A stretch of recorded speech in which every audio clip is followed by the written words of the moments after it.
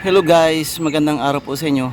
Ipapakita ko sa inyo ngayon ang kondisyon ng aking solar panel dahil katatapos lang ng bagyo. Tingnan po natin.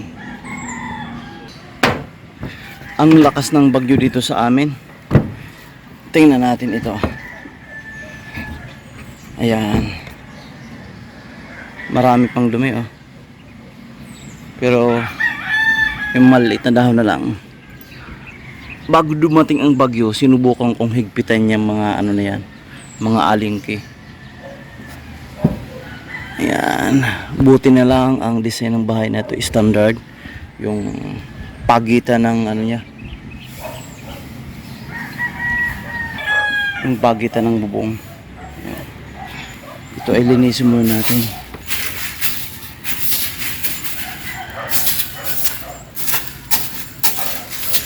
Ayan. Buti hindi nilipad. Ayan.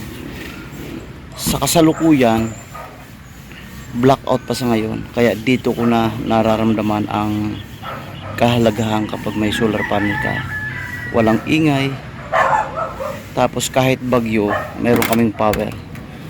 Pero dito sa poblasyon ng Erosin ay blackout na. Ayan o. Yung mga yan.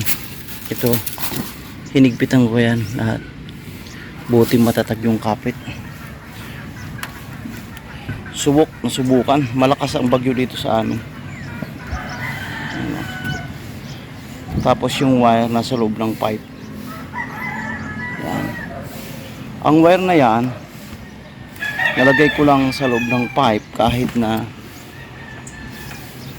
pang outdoor ang design yan. Tingnan nyo po. Yan.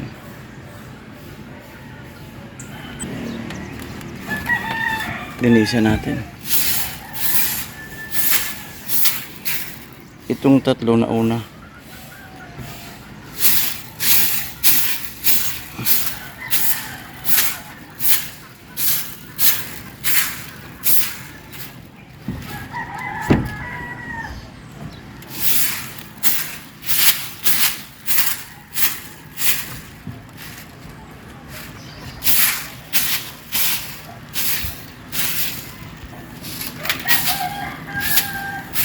Tanggalan natin na mga dahon-dahon.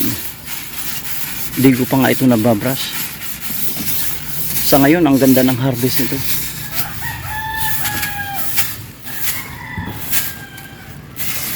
Sulit na sulit kapag mayroon kang ganito.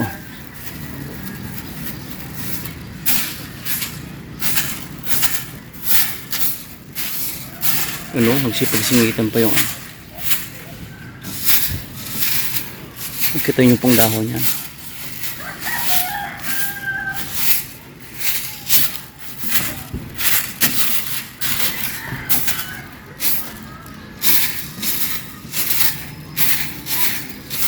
Okay. So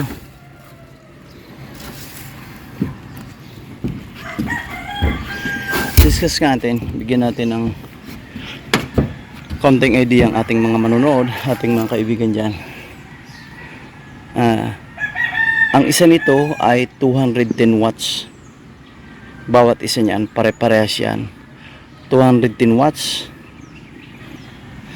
Nasa 19 point something volts yan. DC siyempre kasi solar. Tapos nasa 11 amps ang isa. So kung ito ay 6, 1, 2, 3, 4, 5, 6 2, 4, 6, 8, 10, 12. Mahigit ano yan, mahigit 1,200 watts kapag magandang harvest niya.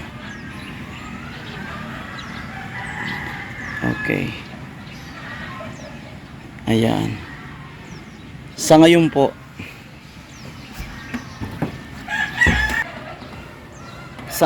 mga kababayan,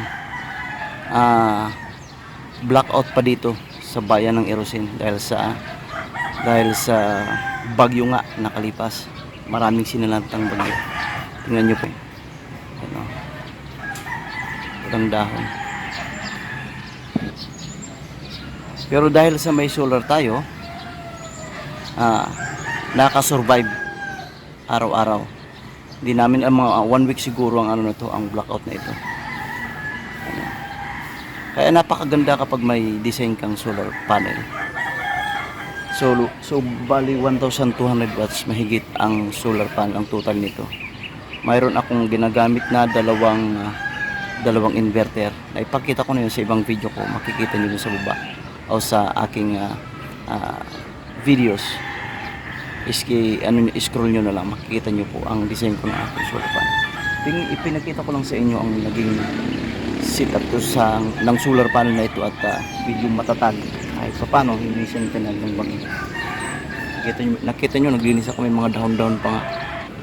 Matatagalan ang pagbalik ng power dito sa amin o kuryente kasi nga maraming punong natumba, nadamage ang mga poste, ang puno natumba sa mga wire, kaya ganun. Ito naman ang setup ko sa baba. Dalawa siyang hybrid inverter. Ang function nito ECC na tapos inverter pa. Ito yung nauna ko na may sira ang ECC niya. Ginagamit ko rin ito as inverter. Ipakita ko sa inyo ha. Yun natin. Yan, nakauna ang kanyang battery tapos ang kanyang supply. Kapag inon ko ito, yan. Pwede ko pang gamitin yan. So bali magtututal ang output ko. Ang capacity niyan ay 1,200 watts. Nandyan ang ano sa gilid.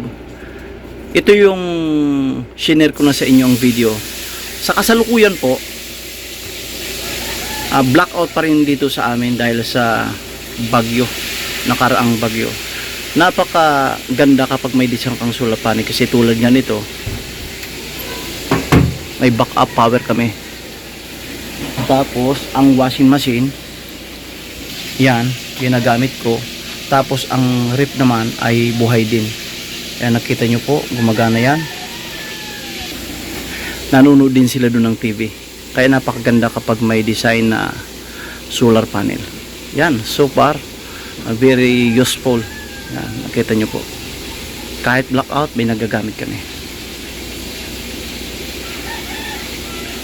Okay po mga kababayan, thank you for watching.